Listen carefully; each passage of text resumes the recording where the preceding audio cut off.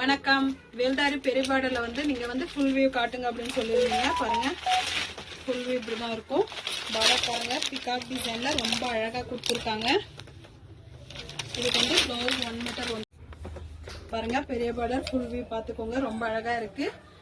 பல்லு பாருங்க, இது மாதிரி லைன்ஸ் கொடுத்துருப்பாங்க. ப்ளவுஸ் வந்து 1 மீட்டர் வந்துடும். சேம் கான்ட்ராஸ்டா தான் வரும். பார்டர் என்ன கலர் இருக்கோ அந்த கான்ட்ராஸ்டா தான் வரும்.